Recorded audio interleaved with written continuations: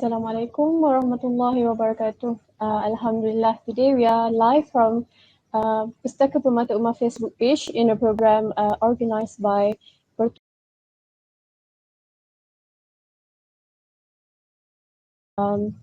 Medan Ilmu Malaysia in order to talk or discuss about the recent development that happened between Israel and Palestine nowadays.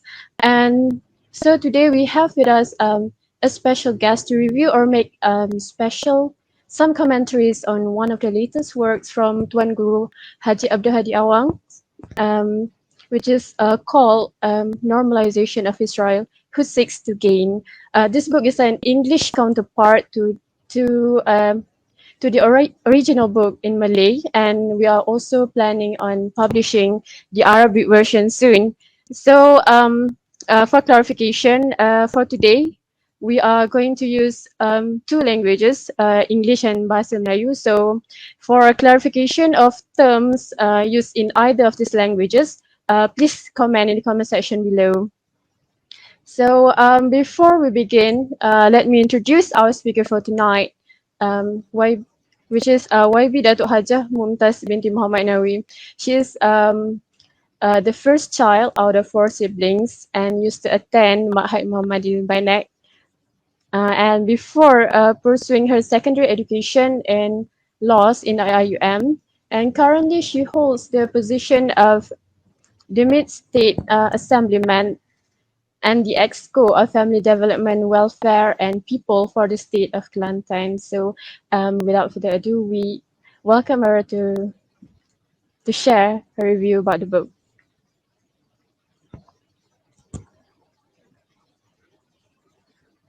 Warahmatullahi ta'ala wabarakatuh. Dengar? Jelas ya? Dengar? Assalamualaikum warahmatullahi ta'ala wabarakatuh. Boleh dengar ke? Tak tahu dengar ke tak? Boleh? Boleh? Okay. Alhamdulillah, pada malam ini insyaAllah kita akan bersama-sama untuk membedah satu buku yang sangat berharga, yang sangat mahal, yang mungkin dilihat oleh setengah pihak sebagai political issue, tapi sebenarnya apabila diulas oleh Tuan Guru Haji Abdul Hadi Awang dalam buku ini, ia sangat menampakkan kepada kita ia merupakan satu buku yang akan menerangkan tentang akidah, tentang perjuangan Islam, dan bagaimana pihak dunia sebenarnya telah mencatur keseluruhan perkembangan globalisasi dan juga perkembangan berkenaan dengan Al-Quds yang merupakan satu agenda yang sangat penting. Sebelum saya membedah buku ini, saya ingin sebutkan kepada pendengar sekalian bahawa dalam apa jua international gathering ataupun conferences, kebiasaannya mereka akan memastikan ada satu agenda yang dibincangkan tentang peace. Dan kalau ada isu peace ini, mereka banyak bincang juga tentang isu berkenaan dengan Palestin dan Israel. Walau bagaimanapun banyak resolusi yang telah dicapai oleh UN ataupun oleh IPU, International Parliamentary Union, setakat ini kebanyakan dan hampir semua resolusi yang telah dicapai itu kebiasaannya akan tidak dipatuhi oleh negara-negara superpower ataupun negara-negara yang menyokong Israel, dan benda ini akan biasanya diterajui sendiri oleh perwakilan daripada negara Israel atau sekutu-sekutu mereka di peringkat internasional. Mereka akan lobby, dan kita melihat bagaimana negara-negara Islam daripada Asia Tengah, daripada Asia Tenggara, daripada seluruh dunia akan cuba untuk mempertahankan bumi Palestin. Dan sekarang ini bila dilihat dengan perkembangan terbaru, kita merasa sangat duka cita bila mana berlaku satu proses yang dinamakan sebagai normalisasi. So dalam hal ini penting kepada rakyat Malaysia, penting kepada masyarakat untuk memahami apakah sebenarnya kedudukan, apakah sebenarnya keadaan, apakah sebenarnya tuntutan yang akan diperolehi melalui cara normalisasi ataupun normalization with Israel, who seeks to gain. So dalam hal ini kita melihat bagaimana Rasulullah SAW dalam beberapa hadis dan dalam beberapa ayat Quran, saya bilang tadi lebih kurang dalam 39 ayat Al-Quran, the author explains about several verses in Al-Quran about the evil characters of Yahudi and Nasrani. Jadi cerita tentang Yahudi dan Nasrani ini sebenarnya diceritakan oleh Allah Subhanahu Wa Taala dalam banyak ayat-ayat dalam Al-Quran mungkin bagi setengah orang yang tidak mendalami ilmu tafsir, mereka hanya perlu akan merujuk kepada ayat yang berkaitan Yahudi. Tetapi sebenarnya banyak juga ayat-ayat yang kalau kita lihat kepada asbab nuzul mereka, memang merujuk kepada cerita yang berkaitan dengan Yahudi dan juga Nasrani, bagaimana kedua-duanya ini tidak akan redha kepada orang Islam dan mereka akan sedaya upaya mencari dan meminta kepada orang Islam supaya mematuhi milah-milah mereka. Saya mulakan dengan ayat Al-Quran, Subhanalladzi asra bi'abdihi lailan minal masjidil haram ilal masjidil aqsa alladzi barakna hawlahu linuriyahu min ayatina.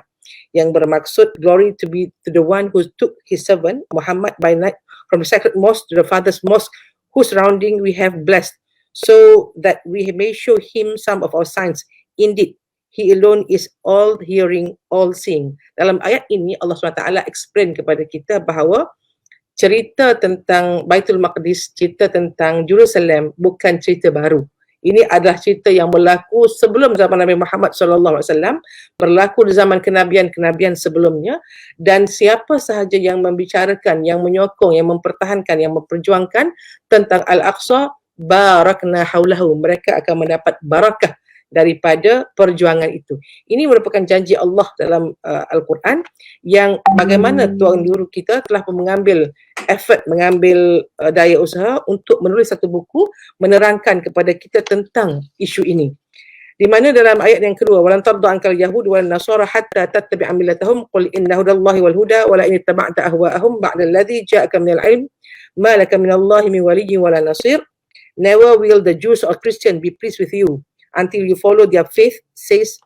Say Allah's guidance not only through guidance, and if you were to follow their desires, after all the knowledge that has come to you, there would be none to protect or help you against Allah. So dalam hal ini, bagaimana kita mesti memahami bahawa konteks untuk kita menangani ataupun memerangi Zionis ini bukan isu sama ada kita suka, kita mahu atau tidak. Ini merupakan sebahagian daripada prinsip dalam keimanan kita, dalam rukun Islam, dalam rukun iman, kerana Baitul Maqdis ini berkaitan dengan kiblat pertama kita dan ia menggambarkan tentang bandar yang ketiga tersuci dalam Islam selepas daripada kota Makkah dan juga kota Madinah. Dalam hal ini penting kepada kita untuk memahami bahawa dalam kerangka pemikiran Islam, perjuangan Islam, kita bukan manusia yang diikat dengan hanya tanah. Kita manusia bukan yang diikat dengan ras ataupun dengan bangsa, dengan races, tetapi kita adalah satu unity yang united berdasarkan kepada kewarganegaraan sebagai seorang Muslim. So the brotherhood itu diikat dengan faith. So dalam hal ini, bagaimana kita perlu memastikan bahawa dalam hal yang disebut tentang normalisasi, apakah reaksi, apakah polisi, apakah tindakan yang perlu dibuat dan difahami oleh orang-orang Islam. So dalam hal ini betul lah apa yang dibuat oleh Tok Guru Haji Hadi, di mana sebagai duta khas ke Timur Tengah, beliau memperincikan kepada kita tentang bagaimana kita mesti mengambil stand dalam hal normalisasi Israel dengan negara-negara Arab sekelilingnya. Kita melihat bagaimana seorang profesor daripada Indonesia menyebut alangkah ganjilnya untuk melihat sebuah negara Israel di kalangan negara-negara Arab. Pada asalnya negara ini tidak wujud, yang ada adalah negara Palestin yang merupakan sebagai daripada negara Arab, tetapi dengan treaties, dengan Balfour Declaration, dengan agreement yang dibuat oleh pihak mereka di kalangan mereka memecah belahkan ini, akhirnya muncul sebuah negara haram yang asalnya tidak ada, sekarang muncul sebagai sebuah negara yang bagi mereka perlu diiktiraf dan perlu diterima oleh semua pihak dengan kadar normalisasi ini. Dalam hadis Rasulullah SAW menyebut bahawa the parable of believers in their affection, mercy and compassion for each other is that of a body. When any limb aches, the whole body reacts with sleeplessness and fever. Dalam hal ini kita nampak bahawa dalam Islam ini seluruh umat Islam itu berada di mana, di Rusia, di Rohingya, di Palestin, di Syria, di Amerika, di Malaysia, semuanya bertindak sebagai satu body, satu badan, ya, satu badan yang mesti memberi reaksi yang sama sekiranya ada di kalangan pihak mereka yang dianiaya ataupun teraniaya. Dalam konteks ini, kita ada banyak perkara yang kita perlu fahami tentang apakah kelebihan-kelebihan yang ada tentang Al-Quds itu. Al-Quds ini merupakan satu bandar yang dinamakan sebagai kiblah pertama oleh Allah Subhanahu Wa Taala. Kemudian Al-Quds juga, Jerusalem atau Palestin juga merupakan satu bandar yang di mana bermulanya peristiwa Isra' dan Mi'raj. Peristiwa penembusan daripada bumi ke langit, dan difahamkan oleh orang-orang yang pernah hadir ke Palestin bahawa langit di Palestin itu tidak sama dengan langit di tempat-tempat lain. Sini jelas kepada kita itu merupakan tempat yang sangat istimewa. Di bumi barakah Palestin ini ramai kelahiran Nabi-Nabi yang berasal daripada bangsa Yahudi, tetapi mereka bukan membawa agama Yahudi yang diselewengkan, tapi sebenarnya mereka adalah membawa agama Islam. So dalam hal ini kita bukan refer kepada bangsa, tapi kita refer kepada agama. Ia juga merupakan bandar yang ketiga, bandar yang suci dalam Islam selepas Makkah dan Madinah, di mana barang siapa yang bersolat di Makkah, bersolat di Madinah dan juga bersolat di Al-Quds ini, mereka akan dapat pahala yang berbeza daripada sembahyang di tempat-tempat lain. Dan ini juga merupakan bumi para anbiya, ya, dan juga merupakan dalam hadis satu bumi yang dikenali sebagai jihad, walaupun di tempat lain semua jihad dah terhenti. Di Palestin, di Al-Quds dan sekitarnya akan terus menjadi land of jihad yang dijamin oleh Rasulullah sallallahu alaihi wasallam. So dalam konteks ini, bagaimanakah, adakah dalam konteks kita berbicara soal Jerusalem, soal Quds, kenapa Trump di saat nak menjadi bertanding sebagai Presiden Amerika buat kali kedua memainkan isu tentang isu Al-Quds? Is it because of land ataupun because of the dignity? Bagaimanakah, adakah ini isu ummah ataupun ini isu tanah? Dalam kes Palestin ini bukan isu tanah. Ini tapi ia merupakan satu isu ummah yang akan memberikan impak. Barang siapa yang menguasai Al-Quds, dia sebenarnya boleh menguasai dunia. So itu kita melihat semua pihak memberikan keterangan-keterangan ataupun stand-stand ataupun kenyataan-kenyataan bila berkaitan dengan apa yang berlaku di Al-Quds, tak kira negara itu sama ada negara Islam atau negara bukan Islam, menunjukkan kepentingan Al-Quds ini dalam hubungan antarabangsa. So kita melihat juga kepada history of Palestine, bagaimana Tok Guru menerangkan dalam buku ini tentang asal-usul Palestin itu, bagaimana Palestin itu telah dicabul secara illegal oleh pihak Israel. So dia ada beza di antara Yahudi dengan Zionis. Yahudi adalah keturunan asal yang memakai atau memegang agama Yahudi, tetapi Zionis ini baru ditubuhkan melalui Persatuan Zionis Sedunia yang diasaskan oleh Theodor Herzl pada tahun 1897 lebih kurang. So bila mereka buat gerakan ini, mereka mengumpulkan pada tahun seterusnya, mengumpulkan hampir 1 juta orang-orang Yahudi, dan mereka membuat fund daripada International Monetary Fund dengan World Bank, dengan Zionist Bank untuk menaja orang-orang Yahudi pulang ke tanah Palestin, bagi mereka pulang untuk merampas tanah Palestin ini. So di sini kita melihat dalam gambar ini cartographic regression, bagaimana keadaan sebenar peta asal negara Palestin yang berada di antara Jordan dengan negara Arab yang lain, dengan Turki, dengan Syria yang bersebelahan dengan mereka.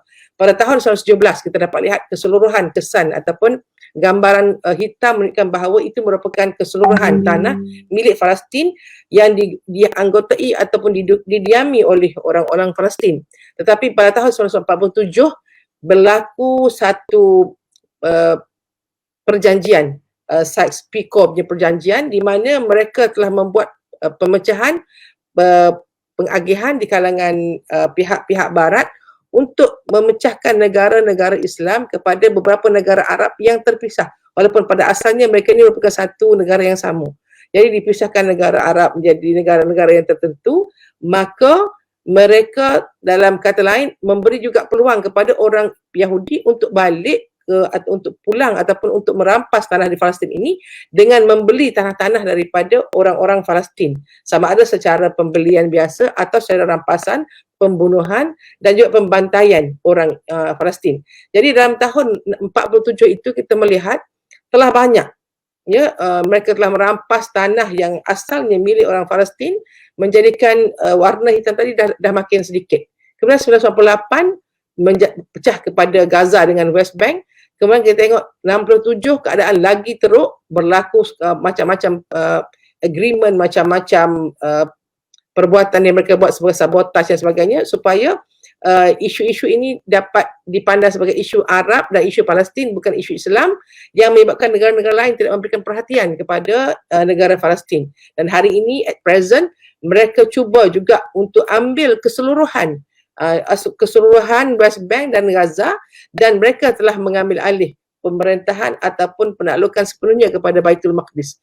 Ini merupakan satu penghinaan, satu pengkhianatan yang tak boleh diterima oleh orang Islam, kerana sejarah menunjukkan bahawa ini adalah tanah asal orang Islam.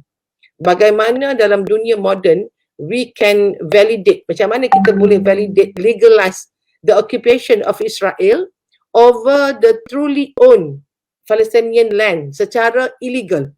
Mereka mengambil, menjajah, membunuh orang asal dan masukkan orang baru yang mereka kira sebagai warga negara mereka, dan akhirnya menghalau keseluruhan penduduk yang telah pun mendiami tanah tersebut berpuluh-puluh ribu tahun. So dalam hal ini kita melihat mereka menganggap bahawa tanah ini adalah tanah mereka dengan perjuangan mereka untuk menubuhkan negara sebagaimana yang disebut tentang negara Nabi Sulaiman. So dalam hal Nabi Sulaiman refer kepada Islam. Nabi tak refer kepada agama yang mereka anuti sekarang. So dalam hal ini jelas kepada mereka penaklukan ataupun pendudukan, occupation of Israel over the Palestinian issue is not a political agenda only, tapi lebih kepada religious matter for them. That is their faith. So kita pun sebagai orang Islam sebenarnya kita memang dah dijelaskan oleh Allah SWT beberapa kali, mungkin berpuluh-puluh kali, tentang apakah yang akan dibuat oleh pihak Zionis ini kepada orang Islam. Mereka akan datang, mereka akan buat hal, mereka akan buat kekacauan sebagaimana mereka menimbulkan kekacauan di seluruh dunia. So dari segi berkenaan dengan cerita bagaimana isu untuk normalisasi ini, kita melihat mereka membuat the deal of century, di mana akhir-akhir ini pihak Amerika Syarikat melalui Donald Trump yang memakai perantara menantunya, ya, yang merupakan orang Israel, orang Yahudi, yang telah membuat usaha yang begitu agresif bertemu dengan negara-negara Arab, dan akhirnya negara-negara ini ditawarkan dengan protection. Dan apa yang mereka gunakan sebagai cerita mereka ataupun sebagai isu ataupun hujah mereka ialah to protect these Arab countries from attacks from Syiah. So dalam hal sebenarnya melibatkan dalam buku ini, Tok Guru menerangkan asal-usul fraction di antara Syiah dengan Sunnah. Sunni dengan Syiah ini adalah perbezaan daripada sudut politik tentang pemilihan pengganti Rasulullah sallallahu alaihi wasallam yang asalnya tidak ada apa-apa kaitan pun dengan isu berkaitan dengan Israel pun. So dalam hal ini, bagaimana kedua-dua isu ini dimainkan, dan ini merupakan isu furuk dan bukan isu yang main, ya. Dalam hal ini kita sepatutnya menyelesaikan isu-isu yang berkaitan dengan Sunni dan Syiah ini daripada sudut secara dalaman, bukan memerlukan campur tangan daripada pihak luar, sebagaimana yang telah pun dibuat oleh pihak Amerika tadi dengan Israel dan bantuan oleh superpower yang lain, bahawa mereka akan protect negara-negara Arab ini daripada serangan Syiah. Tiba-tiba pula mereka ini against Syiah, walaupun pada awalnya mereka ini sebahagian kadang-kadang bersekutu juga dengan Syiah sebelum ini. Bila nampak isu yang berkaitan dengan Al-Quds, apa saja yang menguntungkan mereka, mereka akan gunakan sebagai senjata mereka. So dalam hal Syiah dan juga Sunni ini, kita sebagai orang Islam kena faham apapun pandangan mereka, akidah mereka, masih lagi sebagai seorang Islam. Carilah persamaan di kalangan kita, bukan kita mencari perbezaan dan membiarkan pihak musuh untuk menerajui pertelingkahan di antara dua fraction ini. So dalam hal ini kita melihat bagaimana strategi yang telah digunakan oleh pihak Yahudi ini, dan penting kepada umat Islam untuk mengenal tentang the real face of Zionis ini. So Zionis ini mereka ada banyak wajah, ya. Mereka menggunakan media, mereka menggunakan saluran politik, mereka menggunakan saluran ekonomi, mereka menguasai pasaran ekonomi dunia, mereka menjadi peniaga-peniaga yang akan kontrol pasaran saham dunia. Di semua negara, hampir semua negara, mereka campur tangan dalam usaha untuk pelantikan pemimpin, sama ada yang boleh pro mereka ataupun tak pro mereka. If there is any people whoever yang oppose their agenda, will be considered as anti-Israel. So mereka akan dihapuskan ataupun mereka akan dineglect, mereka akan diketepikan supaya orang ini tidak akan ataupun puak ini ataupun pihak ini tidak akan menampak sebagai juara dalam mempertahankan apapun isu. So dalam hal ini mereka sebenarnya menentang puak Hamas, sekalipun Hamas itu Sunni. Mereka juga menentang Hizbullah atas alasan itu Syiah. Sebenarnya Sunni ke Syiah, siapa saja yang menentang perjuangan mereka akan menjadi musuh mereka dan akan dilabel sebagai teroris. So terorisme sebenarnya ini kalau kita lihat bukan berlaku di kalangan orang Islam. Terorisme berlaku di kalangan orang-orang bukan Islam pun yang menggunakan keganasan untuk penyelesaian masalah mereka. Tetapi bagi membawa agenda Israel, membawa agenda normalisasi ini, mereka telah membuat satu propaganda halus, memasukkan dalam pemikiran semua manusia apa saja yang dilihat mengangkat senjata walaupun mempertahankan hak ownership sendiri, mereka akan dianggap sebagai teroris according to the Israel punya view. So ini adalah perkara yang berlaku dan bagaimana kita perlu melihat geopolitik konflik di Asia Barat ini sebagai konflik yang perlu kita fahami dan kita perlu ambil stand. Kita tak boleh menjadi pihak yang berkecuali. So dalam hal ini kita melihat bagaimana mereka cuba menjadikan isu normalization ini sebagai isu yang normal, people kena accept macam buat new normal lah. Dan dalam hal ini bukan semua isu ya, bukan semua perkara yang boleh kita jadikan normalisasi ini. Stand kita mengenai Israel, mengenai pendudukan haram ini adalah stand yang jelas yang tak boleh dinormalkan at any cost or at any event. Apa saja alasan mereka, ada setengah pendapat di kalangan ulama-ulama yang telah pun dibeli mengatakan bahawa di sana ada perjanjian damai di antara Rasulullah SAW dengan pihak Yahudi di Madinah, dan berdasarkan kepada situasi ini mereka jadikan peace deal ini sebagai satu hujah untuk mereka normalisasi. Tapi sebenarnya dalam perjanjian di antara Bani Qainuqa, Bani Mustalik yang melibatkan puak-puak Yahudi di Madinah, mereka telah sign treaties dan perjanjian damai dengan Rasulullah bila menjadi sebahagian daripada warga Madinah. Tetapi it is proven after few event, mereka ini membuat onar.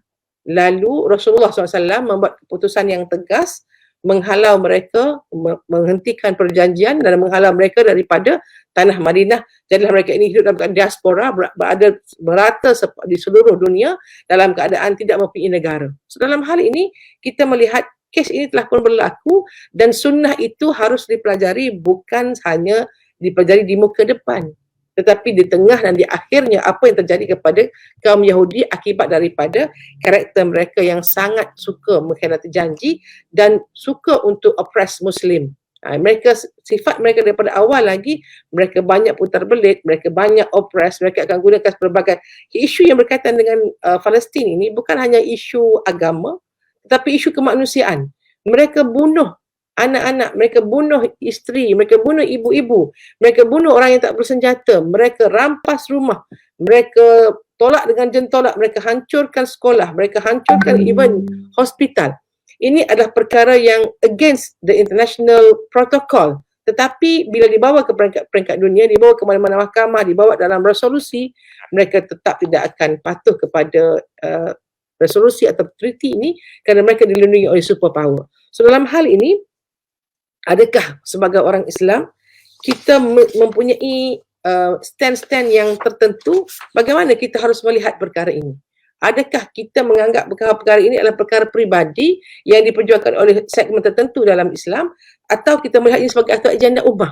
Dalam hal ini, continuous support by PAS International Bureau towards the Liberty of Palestine and Al-Quds merupakan satu effort yang berterusan yang mesti dibuat dan harus dipanjangkan oleh kerajaan, dipanjangkan oleh orang Islam dan orang bukan Islam yang mementingkan equality dan peace di semua peringkat.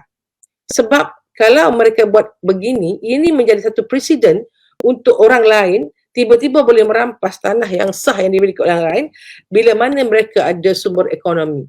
Ini sumber mereka boleh beli ya. Mereka beli tanah dengan harga yang sejuta mungkin dengan harga 5 juta. Sebab yang mereka nak ialah piece of land yang sangat berharga itu untuk mereka tubuhkan agenda mereka. Penguasaan yang mereka kendaki ialah penguasaan mereka kepada dunia dan kelebihan mereka, the speciality of Jews ataupun of Zionist. Itu satu tempat yang sangat unik Mereka rasa mereka ni lebih istimewa daripada orang lain, so mereka boleh buat apa saja dan mereka tidak boleh dihukum di mana-mana mahkamah dalam dunia.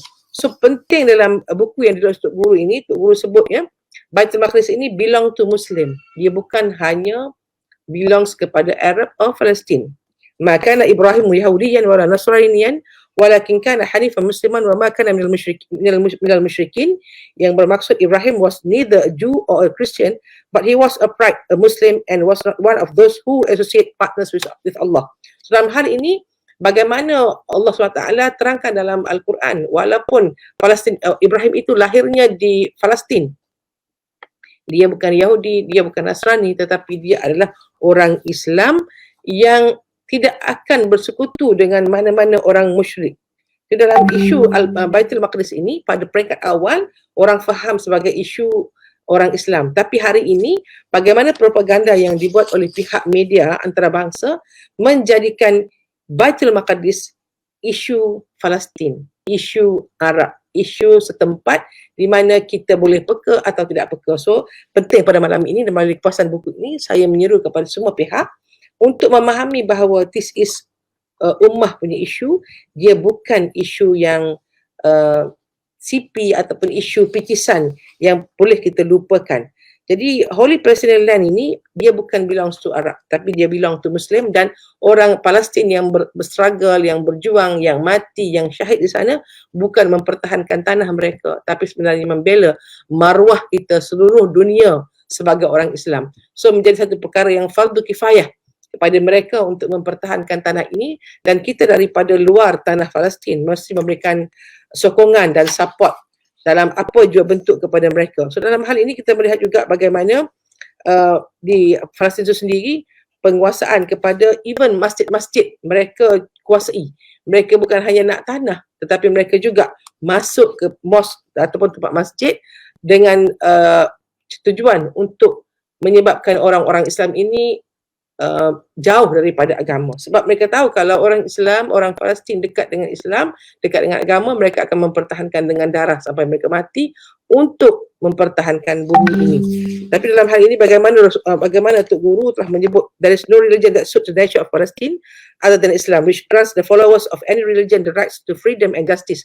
However, the Zionists, both Jews and non-Jews, accuse every Muslim at the forefront of a protest against them of being a terrorist. Sebab dalam seluruh dunia banyak kali Palestin ini dipegang oleh orang bukan Islam, dipegang oleh orang Yahudi, dipegang oleh orang Kristian, dipegang oleh bangsa-bangsa lain, tetapi kemerdekaan ataupun kesejahteraan ataupun ketenangan sebenarnya yang dapat dialami oleh orang Yahudi sama ada Islam atau tidak Islam atau orang Palestin sebenarnya hanya boleh dirasai semasa pemerintahan orang Islam.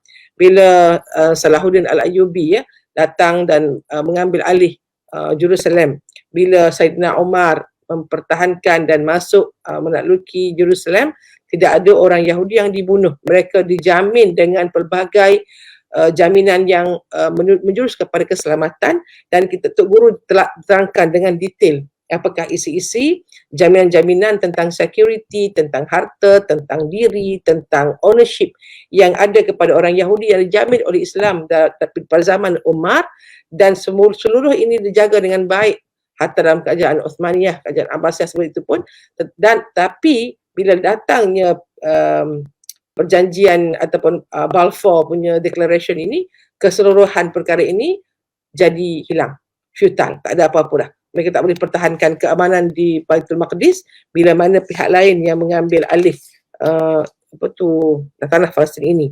So kita harus beza juga di antara, sebab ada di kalangan orang Yahudi di bawah satu puak selepas Theodor Herzl buat satu gerakan Zionis antarabangsa, satu pihak lagi di bawah Natural Curte itu dia buat satu benda yang berbeza, di mana orang Yahudi yang ortodok dia refer kepada kitab mereka, dan dalam kitab mereka barang siapa ataupun bila mana orang-orang Zionis ini kembali dan cuba untuk membina negara di tanah Yahudi itu, di tanah Palestin itu, maka itu berarti permulaan untuk pengakhiran bangsa Yahudi.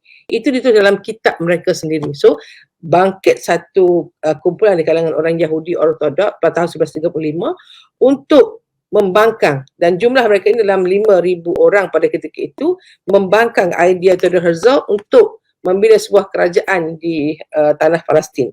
So ini kita melihat bagaimana orang-orang yang asal yang memang abide dengan ajaran agama Yahudi, kebiasaan mereka ini tidaklah ganas sebagaimana orang-orang Zionis. Tetapi Zionis ini mereka akan menjadi orang yang sangat ganas dan mereka menggunakan weapons yang sangat berbahaya. Illegal weapons, mereka berselindung di balik superpower, menggunakan alat-alat ataupun kimia-kimia yang tak dibenarkan pun dalam serangan-serangan mereka yang mereka buat kepada orang Islam, yang meninggalkan pelbagai kesan yang sangat negatif kepada hidupan dan juga kepada kemanusiaan itu sendiri. Tapi mereka dapat power ini dengan berselindung di sebalik sekutu-sekutu mereka dan menyebabkan orang Palestin bukan hanya mati kerana lapar, mati kerana rumah mereka diruntuhkan, mati kerana diserang, dan juga mungkin ada penggunaan biological weapon yang menyebabkan ada di kalangan mereka yang menderita sakit-sakit lain selain daripada mereka ini dibunuh secara terus oleh pihak Zionis. Kita juga melihat bagaimana pihak Jews ataupun pihak Zionis di bawah International Zionist punya organisation ini telah menimbulkan ataupun telah instil, menyemai racial fanatism ideology to the India followers. Mereka membuat satu propaganda, menanam satu paradigma, satu konsep bahawa mereka yang paling mulia, mereka yang paling cerdik, mereka yang paling berkuasa, yang menyebabkan walaupun orang ini nampak bukan macam Yahudi, mereka mungkin bangsa lain tapi ada sedikit darah Yahudi, mereka menganggap mereka lebih istimewa dan mereka boleh bunuh siapa saja dan mereka tidak subject kepada any laws in the world. Allah Ta'ala has exposed the belief that turns them into a group that incur Allah Subhanahu Wa Ta'ala wrath the most. Yang kita sebut dalam sembahyang tu ghairil maghdubi alaihim tu merujuk kepada orang-orang Zionis, orang-orang Nasrani yang menentang Islam. Ini disebut oleh orang Islam 17 kali setiap hari. So bagaimana kalau dalam buku ini Tok Guru sebut, kita boleh sebut ghairil maghdubi alaihim, tetapi bila berlaku benar-benar normalisasi ini kita boleh terima. Macam mana? Sedangkan kita sebut ikrar dengan mulut, dengan hati kita bahawa kita akan menentang siapa saja yang dimurkai oleh Allah. Sebab pengkhianatan yang dibuat oleh Israel ini ataupun oleh Zionis ini bukan pengkhianatan baru. Ia merupakan pengkhianatan yang berulang-ulang dan dirakamkan dalam Al-Quran. Jadi siapa yang percaya kepada Al-Quran, antara rukun iman, ya, kita mesti percaya kepada Al-Quran. Dalam Al-Quran ditulis berkali-kali di beberapa tempat. Dalam buku ni Tok Guru quote dalam lebih kurang dalam 39 ayat yang menerangkan tentang akhlak dan pengkhianatan Yahudi kepada orang Islam, dan tidak boleh kita mengambil atau membuat peace deal dengan orang Yahudi ini ataupun dengan orang Kristen ini sebagaimana yang disebutkan dalam Al-Quran. So kalau kita percaya kepada Al-Quran, kita mesti menentang perkara ini. Sebab ini sebahagian daripada akidah kita. Ini bukan perkara main-main sama ada kita suka nak ambil angle ni atau angle ni. Ini adalah angle yang dijamin oleh Al-Quran, dan ini merupakan stand kita yang perlu kita fahamkan kepada semua orang. So wa qadaina dalam surah Al-Isra, Allah menyebut wa qadaina ila bani Israil fil kitab la tufsidunna fil ardi marratain wa la ta'lunna 'uluwan kabira, and we warned the children of Israel in the scripture, you will certainly cause corruption in the land twice and you will become extremely arrogant. Pada peringkat awal, mereka nak buat negara Israel. Kemudian mereka ada agenda yang lebih besar untuk buat Israel Kubra. Israel yang lebih besar, iaitu penguasaan mereka kepada dunia. So hari ini mereka bermula dengan Israel yang daripada asalnya sedikit berkembang sampai 10 tahun, berkembang 20 tahun, berkembang, hampir menguasai dan berjaya menghalau keseluruhan orang Palestin ke berbagai tempat dalam dunia dan menyebabkan orang-orang Islam takut untuk bela orang Palestin sendiri. Tapi sebenarnya Allah Ta'ala dah sebut, orang ini kalau diberi peluang kepada mereka, mereka tetap akan buat pengkhianatan kepada kita. Muslim Ummah should remain steadfast with the Quran and reject Holocaust propaganda, and that the Jews try to exaggerate. All of the calamities that Jews are the punishment from Allah as a result of their misconduct that they have committed before. So dalam hal ini, kita kena kembali kepada Al-Quran. Kita kena tahu bahawa dalam kes Holocaust agenda, kalau kita ke US, ya, hampir semua negeri ataupun states dalam United States itu, mereka ada Holocaust Museum. Mereka bilang satu-satu, letak nama, siap dengan keturunan, dengan gambar bagaimana pihak Nazi, pihak ni telah menganiaya pihak mereka. Kalau melibatkan warga negara mereka, orang mereka, walaupun seorang, mereka createkan perasaan simpati yang tinggi dan seolah-olah orang lain menzalimi mereka. Yang mereka yang meninggal, yang dibunuh dalam peristiwa Holocaust dekat Jerman itu diagung-agungkan dalam hampir semua Holocaust Museum. Tapi mereka buat perkara yang lebih teruk dekat Palestin.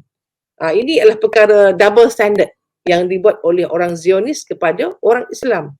Mereka mengecam Nazi kerana membunuh orang-orang Yahudi. Tetapi mereka tetap berulang-ulang kali sampai hari ini membunuh orang Islam tanpa sebab yang sah. Dan ini merupakan satu penegasan ataupun bukti tentang karakter sebenar orang-orang Yahudi ini. So dalam hal ini kita melihat juga bagaimana bila mana mereka menguasai media, hari ini satu demi satu mereka menunjukkan bahawa kalau buat hubungan ada close intimacy dengan Israel ini, negara ini akan aman. Tetapi ingat janji Allah Subhanahu Wa Taala, berulang kali Allah sebut siapa yang mempertahankan, berjuang untuk mempertahankan Al-Quds, dialah yang akan mendapat kemenangan yang sebenar-benarnya, dan akhirnya kemenangan itu milik mereka. Walaupun pada hari ini kita melihat seolah-olah bila mereka membuat hubungan damai atau normalisasi dengan Israel itu, mereka akan dapat protection. Tapi the real issue, the real objective, the real agenda of Zionists in protecting and in signing the treaties ataupun the normalization dengan Arab countries ini adalah untuk mempertahankan sumber minyak mereka. Mereka perlukan sumber minyak, mereka nak sumber ekonomi, mereka bukan nak mempertahankan orang Arab. Adalah satu perkara yang sangat ridiculous untuk mereka mempertahankan orang Islam, orang yang bercakap dalam bahasa Arab, sebagaimana mereka telah buat kepada orang Palestin. Tapi kerana mereka pertahan ini adalah sebaliknya adalah isu yang berkaitan dengan isu ekonomi dan juga isu yang berkaitan dengan minyak. So dalam hal ini, bila mereka mainkan isu Syiah dan isu Sunni juga sangat kelakar dan tak relevan. Dulu mereka jadikan orang-orang Arab ini menentang negara Uthmaniyah Turki atas dasar orang Turki ini tak favor kepada orang Arab. Mereka menggunakan isu Turki dan Arab. Sekarang ini mereka menggunakan isu Sunni dengan Syiah. Jadi sebenarnya yang mereka anti ialah Islam, bukan mazhab-mazhab, bukan fraction-fraction yang ada dalam itu, dan mereka sebenarnya lah orang yang sentiasa instigate, orang yang sentiasa memanaskan keadaan yang berlaku di antara fraksi-fraksi ini di kalangan orang Islam, supaya akhirnya yang akan gain untung, akan dapat manfaat daripada pergaduhan orang Islam ini adalah mereka, kerana mereka dapat jual senjata, mereka boleh kuasai minyak, dan mereka dapat pastikan bahawa bila mereka ini bergaduh, mereka tidak akan ganggu negara Israel. Itu merupakan kepentingan-kepentingan yang akan dialami ataupun yang diterima oleh pihak Yahudi. So dalam hal ini juga kita melihat bagaimana dalam sistem ataupun dalam perjuangan Islam itu nama bandar ini ataupun Al-Quds serta Palestin ini tidak pernah ditinggalkan oleh mana-mana pemimpin utama, oleh Rasulullah SAW, oleh Omar, oleh Abu Bakar, dan barang siapa perkara yang ini dijaga oleh Omar dan Abu Bakar, sehingga Omar sendiri datang untuk mengambil kunci kota Baitul Maqdis itu, menunjukkan akan kepentingan kota ini di mata para sahabat. Maka kita sebagai orang Islam yang datang kemudian hendaklah mempertahankan kota ini. So dalam hal berkaitan dengan pemilihan presiden di Amerika Syarikat, kita lihat semua pihak yang bertanding biasanya akan diminta untuk menyatakan pandangan mereka tentang keadaan di semenanjung Tanah Arab. Kalau nak kira apa kaitan di antara Arab dengan Amerika, tetapi dalam kerangka dunia sebenarnya superpower yang ada veto ini, mereka akan melihat beberapa kepentingan yang perlu mereka jaga. Antaranya adalah kepentingan Israel dan kepentingan minyak. Dan sebenarnya adalah sangat baik ya, bila mana OIC mengambil langkah yang diterangkan oleh Tok Guru dalam buku ini, mengambil langkah untuk nak mendamaikan di antara Sunni dengan Syiah dengan mengkaji balik ke semua sumber hukum dan mencari sumber yang paling sahih. Jadi maknanya tanpa melibatkan apa-apa pandangan yang akan memecahkan mereka dari sudut politik. Tetapi usaha pengumpulan para juris atau para alim ataupun para mujtahid ini tidak berkembang dengan baik. So dalam hal ini kita adalah memastikan perkembangan Islam ini difahami bukan dengan isu emosi, sekali diserang kita naik angin, sekali ada perjanjian kita sedih, tapi harus dibuat dengan persediaan jangka panjang based on the real knowledge from the authentic sources. Jadi kalau ini dapat kita buat, insya-Allah kita dapat satukan di antara orang Sunni dan Syiah, sebab kalau kira asalnya Sunni dan Syiah ini walaupun orang itu daripada keturunan Rasulullah SAW sendiri, bila tak bersama dengan pihak mereka juga akan dibunuh. So macam Ja'far, mereka ini adalah orang yang dibunuh walaupun pada awalnya mereka kata mereka ini pro kepada keturunan Rasulullah SAW, sebab sebenarnya yang buat perkara ini adalah melibatkan pihak yang ada kuasa yang nak pertahankan kerajaan mereka, bukan nak mempertahankan kepentingan Islam itu sendiri. So kita lihat selepas datangnya Presiden Donald Trump to Saudi Arabia, ada berlaku structural changes in the Saudi Arabian government dan ada perubahan sikap mereka tentang penerimaan negara-negara yang berkaitan dengan penerimaan negara Israel. So kita kena kembali semula kepada Quran, kita mesti bersatu untuk melawan Israel ini, apa sahaja pun kalau kita ada beza daripada sudut pandangan mazhab-mazhab ataupun perkara-perkara furuk. Tugu sebut the Muslim Ummah must return to the Quran even though the king who is the custodian of the two holy cities has established intimate relationship with Israel and United States. Our faith is not directed towards the stone of Kaabah but to Allah. So kita kena jelas, kita bukan melihat kepada tempat sahaja, tetapi kita melihat kepada isu yang sebenar, apakah arahan Allah kepada kita, dan kiblat itu adalah satu simbol ataupun syiar. Jadi kalaulah penjaga itu sendiri menunjukkan sikap yang tidak selari dengan apa yang diajar Al-Quran, kita kena stand kita yang jelas. Jangan kita terkeliru dengan apa saja yang disebut oleh penjaga haramain, kita mesti ikut. Tak boleh, kita kena ikut kepada Al-Quran. So kalau perkataan ataupun perbuatan normalization ini kita terima secara membuta tuli, sebenarnya kalau dibuat secara paksaan, ia akan menyebabkan berlaku kemusnahan ataupun berlaku ketidakstabilan dalam banyak isu. Contohnya dalam isu Palestin tadilah, maknanya tak boleh kita nak jadikan, nak gunakan perkataan normalisasi itu, sebab dia akan mengubah tabi'i yang sebenar. Allah Ta'ala dah bagi pada kita, orang Islam duduk kat situ pada awal, dalam Quran kata mereka ni perangai jahat, tiba-tiba kita nak buat seolah-olah kita lebih faham tentang sikap Zionis ini lebih daripada Allah SWT sendiri. Ini benda yang sangat tak betul, dan kita melihat sekarang ini mereka mula mencaturkan daripada satu negara untuk bersama dengan mereka. In addition to the Quran and Hadith, the story about the destruction of the Jews at the end of the time is also mentioned among the Orthodox Jews called Natural Karta.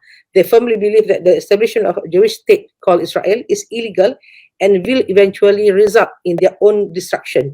Ini adalah janji Allah ataupun ajaran yang sebenarnya yang ada dalam satu kitab, dalam kitab Yahudi.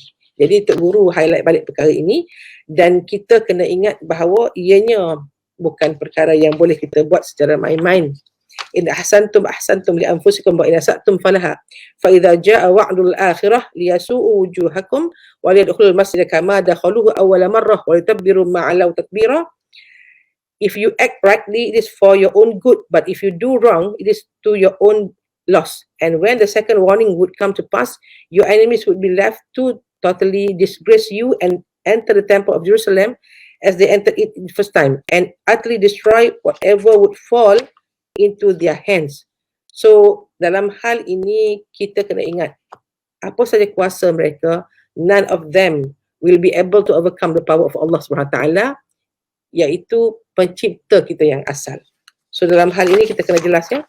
Kemudian kalau kita mengambil sikap kita berlembut dengan mereka, sebenarnya kita adalah berkaitan kepada agama. Apa saja yang kita buat, ia menjadi satu benda yang membawa kepada dosa kepada kita. So bila kita mempertahankan Palestin people are our brothers in faith.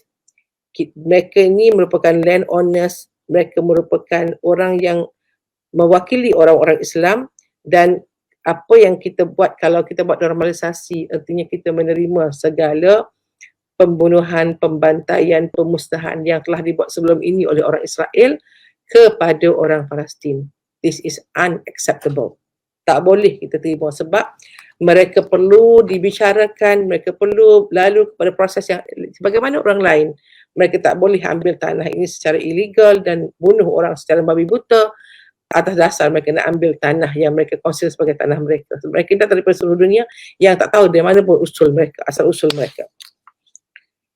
Jadi dalam hal ini jelas kepada kita tentang bagaimana buku yang Tuan Guru ni dalam kes normalisasi Israel, siapa yang untung, jelas kepada kita yang akan untung ialah pihak Israel.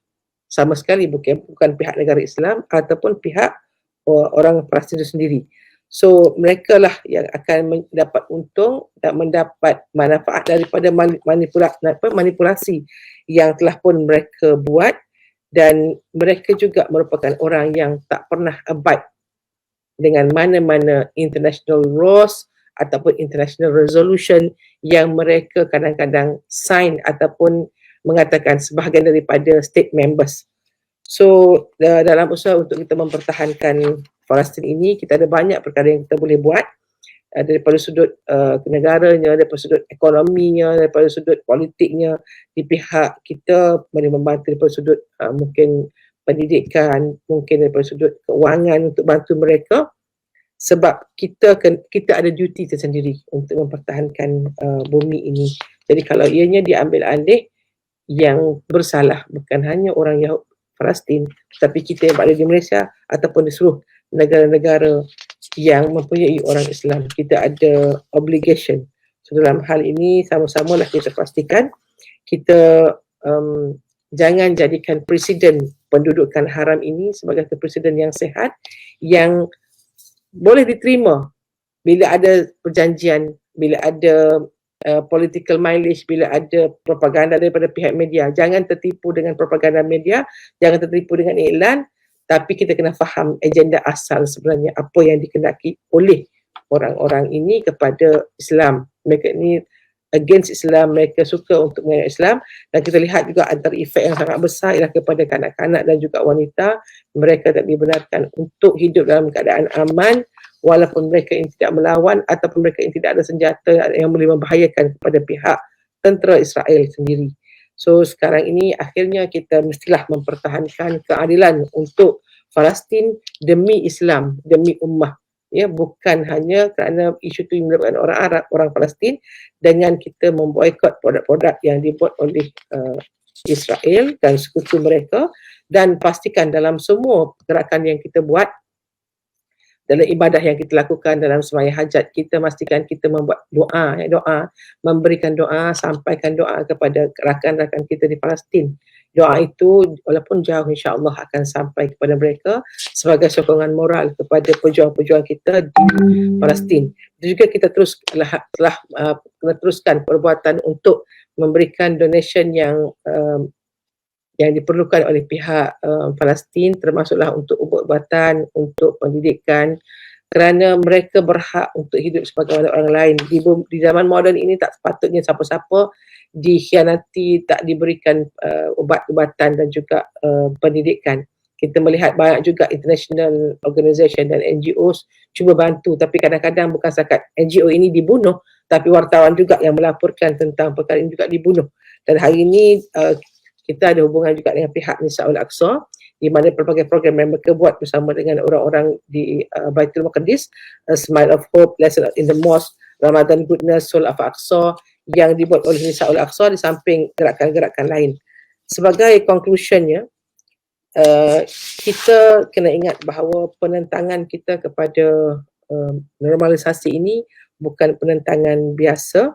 Ia merupakan satu penentangan kepada Zionisme itu sendiri, dan normalisasi itu sebenarnya telah melanggar.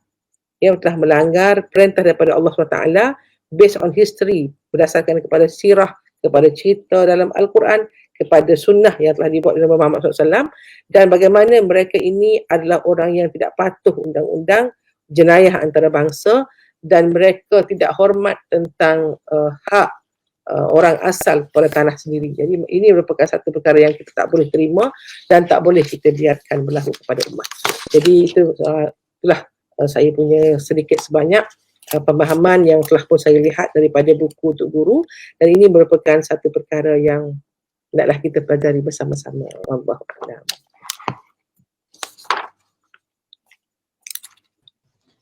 Thank you, Marlintas, for this very enlightening discussion on normalization of Israel. I would like to share some sentences from Quranic verses. وَلَنْ تَرْضَى عَنْكَ الْيَهُودُ وَلَا النَّصَارَى حَتَّى تَتَّبِعُوا مِلَّتَهُمْ. Never will the Jews or Christians be pleased with you until you follow their path. So the plot or whatever they are currently doing, it is because they are not pleased with us Muslims. So before we proceed with our Q&A session, we'll have a short break with advertisement.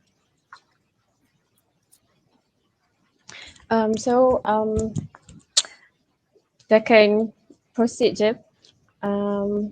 Then soalan lah last kali untuk YB Mumtaz. Apa peranan kita sebagai rakyat Malaysia dalam membantu rakyat Palestin dengan keadaan kita di sini dalam isu normalisasi ni? Apa yang kita boleh buat sebagai rakyat biasa?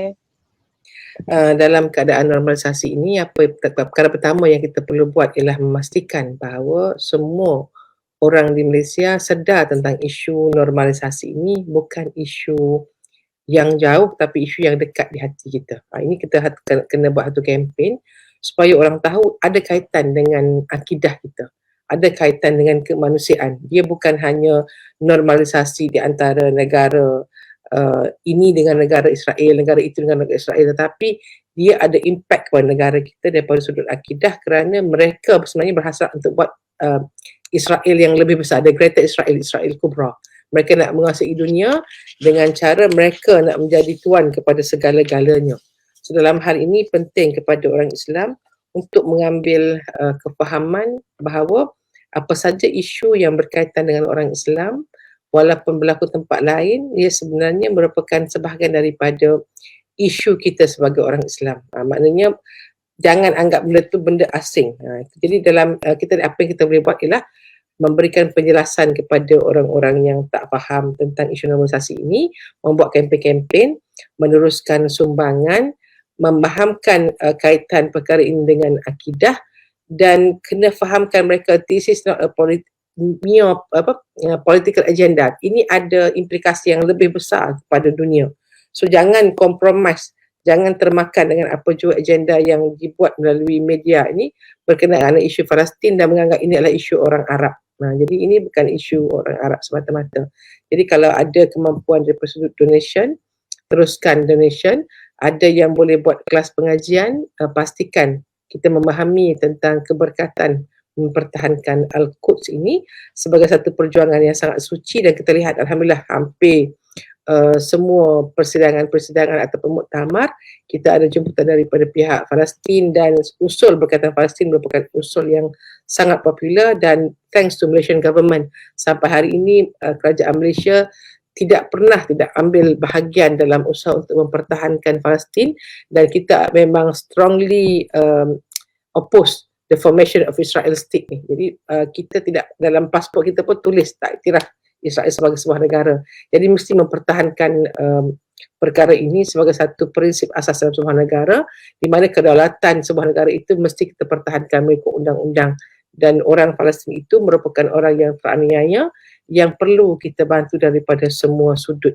Jadi di pihak wanita, di pihak kanak-kanak, di pihak peniaga, di pihak tenaga pengajar, di semua pihak mesti mengambil peranan mereka untuk mempertahankan tanah suci ini.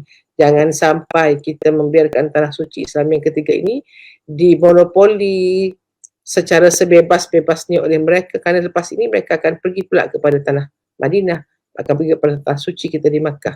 Jadi kalau kita benarkan seolah-olahnya macam bagi betis, mereka akan nak paha pula. So jadi pertahankan perkara ini dan jadikan ia sebagai daripada agenda keluarga masing-masing.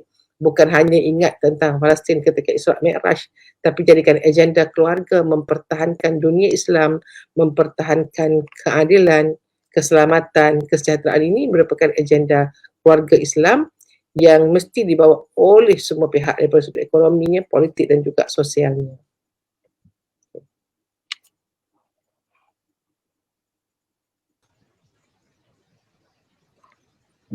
Okey, kalau melihat kepada soalan ini, saya nampak soalan ni. Okey, isu ni dia bukan isu politik ya. Ini cara pandai bagaimana mereka cuba separatekan pemahaman tentang isu Palestin ini. Mereka jadikan ini isu politik. Ini bukan isu politik. Ini berkaitan dengan isu akidah. Tapi tadi yang saya baca tadi, wa dalam angkal Yahudi dan Nasara hatta tatib ambil tahun itu berkaitan ayat Quran. Sama juga subhanallazi asra bi amrihi la ilaha minal masjidil haram ila masjidil aqsa alladzi barakna haulahu, itu ayat Quran juga. Janji bahawa mereka akan mengkhianati pula perjuangan ini juga sebut dalam Quran. Artinya tidak boleh mengambil pemimpin di kalangan orang Yahudi juga merupakan ayat Al-Quran. Jadi kita kena abide dengan setiap patah daripada Al-Quran. Kita bukan patuh pada Al-Quran untuk surah Al-Fatihah sahaja. Bukan patuh pada surah Haji sahaja. Al-Quran itu mesti diterima dan diamal, difahami keseluruhan 6,666 ayat. Kalau disebut ada yang bila sampai 6,000 lebih. Mungkin ada yang jumlah tu mungkin sedikit berbeza. Tapi keseluruhan Al-Quran, hatta perkataan Bismillah pun tak boleh kita oppose. So dalam hal berkaitan dengan Zionisme, dengan Yahudi ni, kita kena jelas. Kita bukan resis, tetapi kita berdasarkan kepada fakta. Tidak ada negara yang bila dimasuki oleh Zionis mereka akan aman. Terbukti dekat Jerman. Jerman tu bukan negara Islam. Tapi orang Jerman boleh bunuh orang Yahudi kerana orang Yahudi ini mengganggu, mencabuli, memasuki, melanggar ataupun menganiaya mereka daripada sudut sehingga mereka berdendam sampai begitu sekali buat Holocaust. Dalam hal ini, ia bukan isu yang membabitkan tentang hal politik setempat di kalangan. Kerana kita lihat saja negara-negara Arab semua, tiba-tiba ada negara Israel kat tengah-tengah. Logik tak? Jadi macam di mana hak orang Palestin? Jadi kalau kita orang Islam yang seagama dengan orang Palestin tak boleh pertahankan orang Palestin, kita agak isu politik. Kalau kita diserang satu hari nanti, apakah stand kita? So dalam hal ini kita kena jelas bahawa kita pertahankan ini atas isu ummah, isu agenda Islam, mempertahankan kiblat kita yang pertama, bukan isu main-main. Sebab mereka juga nak kepada Baitul Maqdis atas dasar untuk nak bina haikal Nabi Sulaiman. Dalam Islam, Nabi Sulaiman juga ada. Tapi dalam Islam ini, Nabi Sulaiman itu berpegang kepada Bismillahirrahmanirrahim. Jadi kenapa dalam hal ini kita tak boleh nampak ini isu akidah? Jadi bukan main-main ya, isu mempertahankan Palestin bukan isu politik antarabangsa, tetapi ia isu akidah yang lebih mendalam yang perlu dipertahankan. Kenapa Rasulullah dalam banyak hadis sebut tentang orang yang akan terakhir sekali berjihad ialah orang di Baitul Maqdis wa akna fi Baitul Maqdis. Maknanya Rasulullah tahu peri penting sehingga disebut perkataan Baitul Maqdis itu dalam hadis tentang zaitun dekat Baitul Maqdis, dekat Palestin ini menjadi satu perkara yang besar isunya. Jadi bagaimana kemudian diambil alih oleh Abu Bakar, oleh Omar, oleh seluruh pemimpin-pemimpin dunia Islam, mereka akan mempertahankan tanah suci ini. Jadi dia bukan isu nak menakluk ya, dia bukan isu nak mempertahankan sebidang tanah, tapi ia adalah isu untuk mempertahankan satu ummah, mempertahankan izzah dan dignity suatu perjuangan, kerana mereka adalah orang yang sangat suka untuk kerosakan di muka bumi ini. Mereka yang buat Bank Dunia, mereka yang buat IMF. Bagaimana kita melihat bagaimana mereka jadikan ini sebagai satu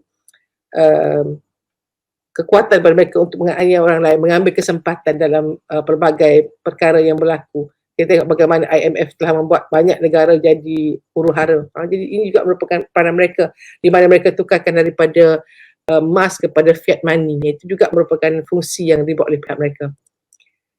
Okey, kenapa ramai daripada Indonesia sangat jauh dengan isu ini? Sebab mungkin bagi kita tadilah kita telah diresapi dengan saraf ataupun propaganda daripada pihak media antarabangsa. Mereka tak jadikan kita sensitif. Sedangkan Rasulullah sebut siapa yang tidak peka tentang isu orang Islam, maka dia bukan sebahagian daripada orang Islam itu sendiri. Dalam hal ini, kita kena ada rasa, bagaimana tadi disebut, kalau cubit paha kanan, paha kiri kena rasa. So kita hari ini bukan setakat kita dengan Palestin, kita dengan adik-beradik pun berjaya dijauhkan perasaan kasih sayang. Jadi sebenarnya dalam Islam, innamal mu'minuna ikhwah. Sesungguhnya orang yang beriman itu mereka diikat dengan rasa kasih sayang berdasarkan kepada faith, kepada keimanan. So bila orang yang sama iman dengan kita, dia sakit, dia susah, kita kena rasa sakit sebab itulah tadi yang paling tak boleh kita nak bagi, sekurang-kurangnya kita berikan doa. Jadi kita kena keringat setiap kali baca ghairil maghdubi alaihim waladdallin tu, kita kena ingat siapakah orang yang dimaghdub oleh Allah. Jadi kalau kita boleh faham seluruh perkataan ataupun seluruh tafsir dalam Al-Fatihah itu, kita akan melihat Islam ini sangat luas. Alhamdulillahirabbil alamin. Cakap tentang Allah yang menciptakan seluruh alam, bukan menciptakan Malaysia, bukan ciptakan Kelantan, bukan cipta orang Melayu, tetapi bagaimana Allah Ta'ala ni Ar-Rahman Ar-Rahim ini yang ciptakan seluruh alam. Buminya, pokoknya, udaranya, langitnya, negara itu, negara ini, semuanya penciptaan daripada Allah Subhanahu Taala. Jadi sebagai orang Islam, kita kena jiwa besar sebab kita tengok dalam rukun Islam yang kelima, kita kena buat haji. Bila buat haji ni jelas kepada kita, ini persaudaraan antarabangsa. Muktamar Sanawi orang-orang Islam di Makkah. Jadi Islam ini bukan agama yang kecil dan setempat, tapi dia merupakan agama yang sangat syumul, yang meliputi semua aspek.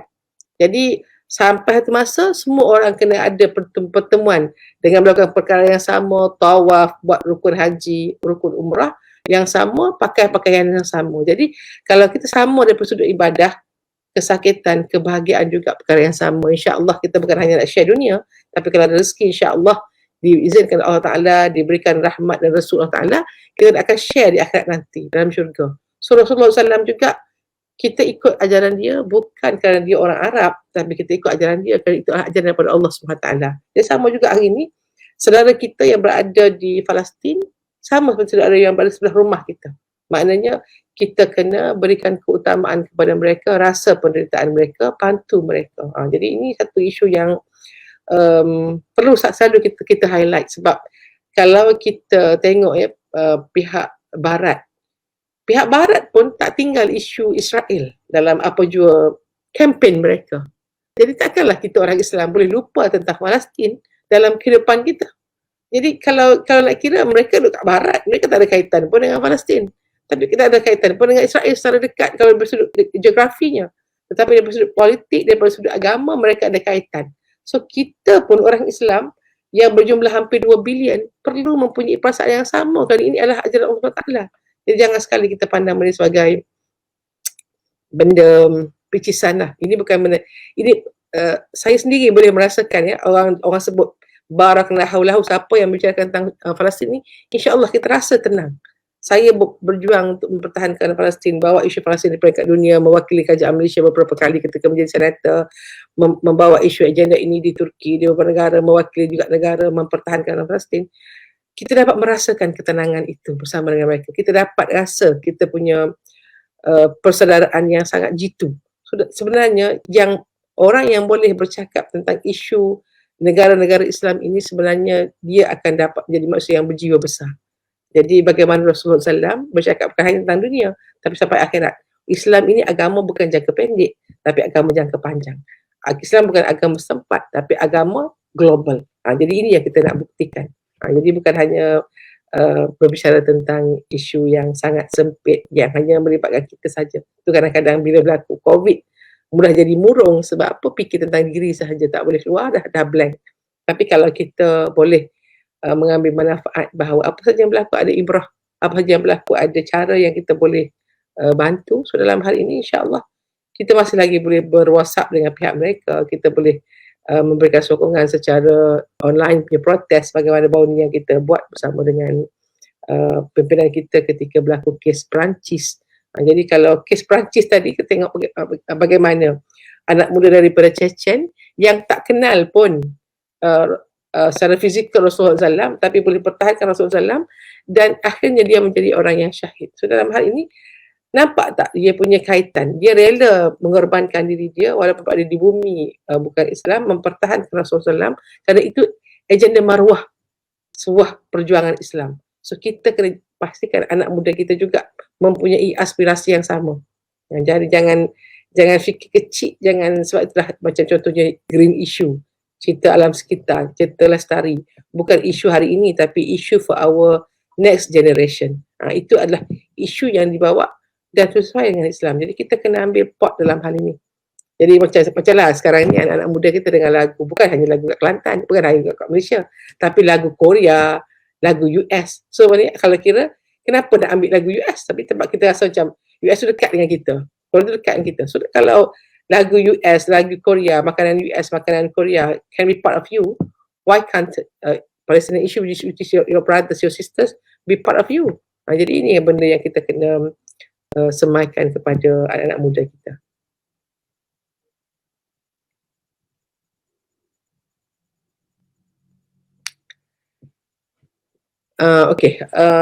Apa yang berlaku di Sudan sebelum berlaku normalisasi ini, kita lihat di Sudan itu berlaku pertukaran kerajaan. Ini maknanya bila berlaku pertukaran kerajaan, dia punya pendekatan tu dah jadi berubah. Jadi kalau sebelum ini dipegang oleh pemimpin yang pro kepada Islam, sekarang ini mungkin pemimpin yang lebih liberal.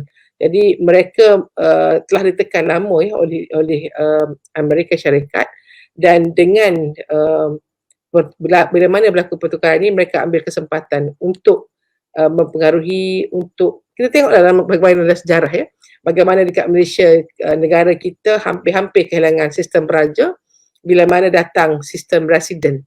Dia datang, dia jumpa, dia buat baik, dia tak marah, tapi dia boleh buat, dia akan buat sampai raja-raja Melayu rasa okey dengan mereka. Mereka kuasai pendidikan, mereka kuasai pentadbiran. Tapi dalam zaman mereka berikan Islam, ya, tapi mereka kecilkan kepada hanya melibatkan perkahwinan dan rumah tangga sahaja. Jadi benda sama juga yang digunakan sekarang oleh pihak Israel dan juga Amerika Syarikat kepada negara-negara Arab. Walaupun mereka ini Islam, mereka bercakap dalam bahasa Arab, tapi mereka tawarkan something yang mereka rasa sangat crucial, iaitu protection daripada Syiah ataupun daripada Iran yang mungkin menyerang negara mereka. So kalaupun serangan ini tak ada, tetapi mereka berjaya mengkreatkan satu perasaan takut.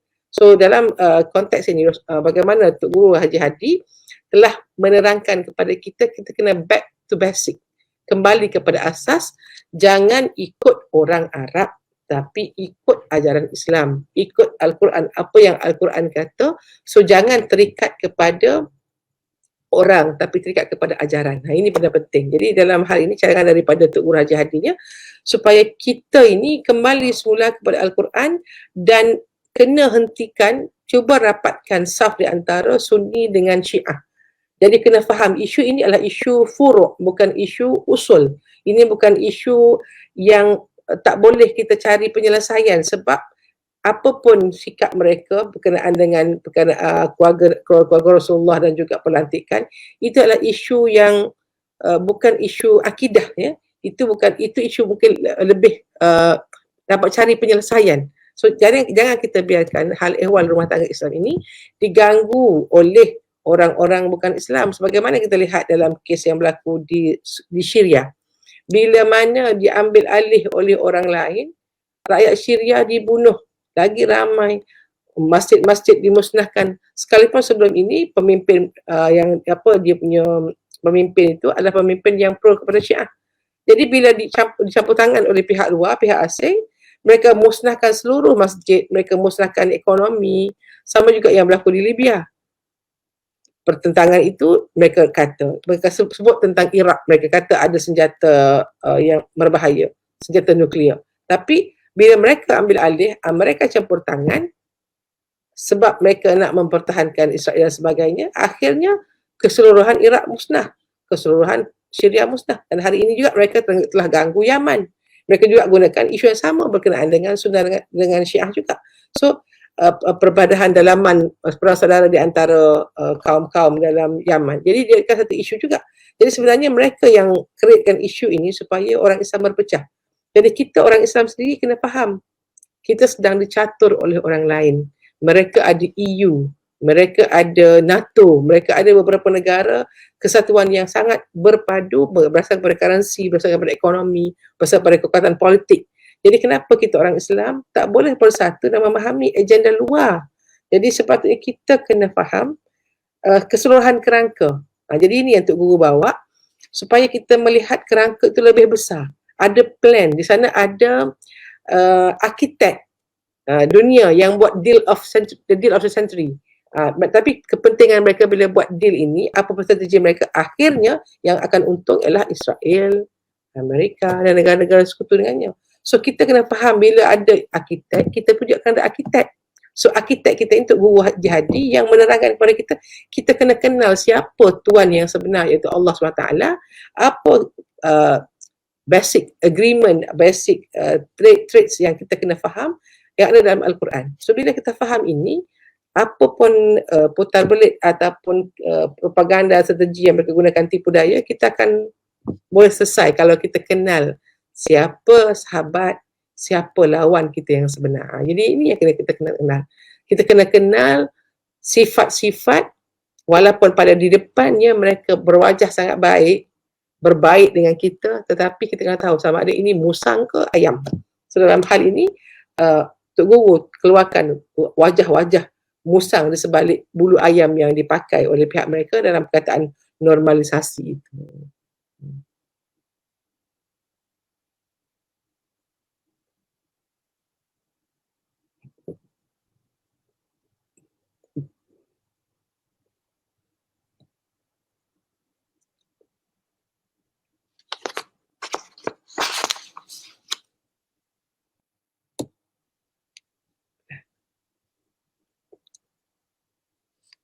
Dan akhirnya lah, kalau kesimpulan lah, kalau saya kata bagi kesimpulan lah, kesimpulannya kita hendaklah sama-sama berdoa supaya insya-Allah pemimpin Islam akan dapat kembali semula mempertahankan dan menjaga Al-Quds itu sendiri, kerana telah terbukti dalam sejarah dunia hanya bila mana Islam yang menguasai Al-Quds dan Palestin, barulah keamanan dunia akan dapat kita capai.